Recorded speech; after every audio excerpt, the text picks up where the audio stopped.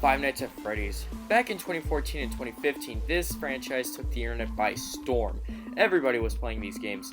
Theories of this story kept popping up every single millisecond. And of course, the fans made a lot of stuff, whether that be really, really good or really not.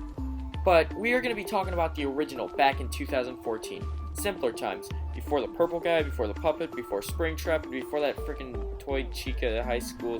What were you thinking, Scott? The original game was inspired by the failures of his past. His old games, specifically Chipper and Sons Lumber Company, were notorious for having these creepy animatronic-esque looking characters.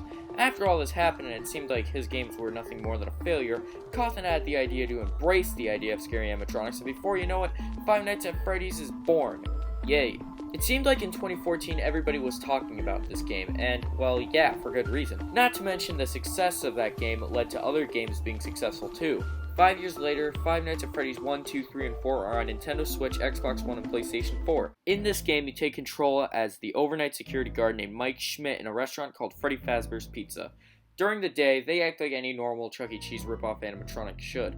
During the night is when they come out and attempt to murder you via stuffing you into one of their suits. They have to move around during the night because if they don't, all their joints will be locked up, that'll make repair costs higher, blah blah blah, you know. But the game also excels at its story. It doesn't directly tell you everything that happens, but it'll occasionally give you some secret screens, such as children crying, newspapers, and the infamous Golden Freddy.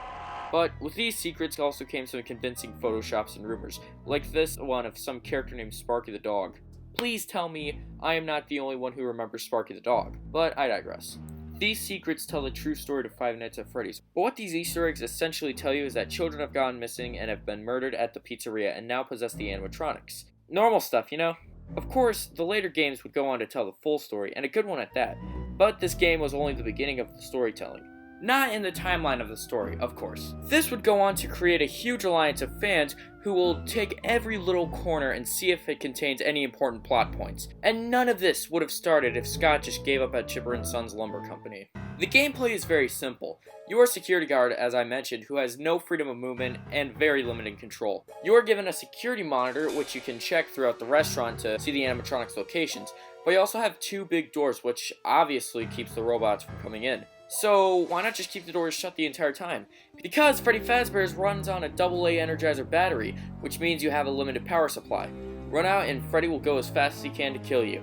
Although, if you're at 5 AM, there's always a chance that he's just too slow! Anyway, there are two types of animatronic. The ones that require you to check the doors are Bonnie and Chica, who only oppose a threat if they're by the door. Shine your light at them and shut the door, and wait until they're gone. But sometimes they will gain up on you and drain your power for as much as they can, so be as conservative as possible. The ones that require you to check the camera are Freddy and Foxy. Make absolute sure to check your camera on both of them, and if they don't move, you're golden. But the simplicity does kind of hinder the game's replayability factor. I mean, sure, it's fun every once in a while, but I'm not going to sit and play this game for hours and hours on end. In fact, this game only took about an hour and 20 minutes to get through the first 5 nights. But one of the things that this game really excels at are the colors. Now, it might not seem much, but it really complements the game's atmosphere. They're colors that are bright and happy, but they're dark, if that makes any sense. But one problem that I do have with this game is that it's just not scary. This game's method of scaring you is, yes, a jump scare. Jump scares aren't scary, they're startling. But the build-up for a jump scare kind of works off your anxiety throughout the game. But you can't complain too much. Any game under $10 really doesn't need a whole lot. Not to mention that this game was only developed by one person. But before we go, we can't forget the 2 extra nights. Night 6 is just a harder night, but night 7 is the custom night, which is pretty awesome. Animatronics can be deactivated or set to the highest mode possible, level 20, which can create some extremely frustrating moments. Well, this is great and all, but how does this all translate onto the Switch? Well, to my surprise, pretty well. You use the left control stick to look around the office, and when you're in the direction of one, you press A to close the door, and B to shine your light. You press the L button to access the camera, and like you can in the office, you can look around the security cameras using the left control stick, or just using the D-pad, which I found myself doing more often than not. All in all, Five Nights at Freddy's was a good indie game and a great start to an amazing franchise. Sure, it was just a simple horror game, but out of that created so much more. More Five Nights at Freddy's games, more Five Nights at Freddy's theories, more Five Nights at Freddy's Rule 30. And that's pretty much all there is to say about Five Nights at Freddy's.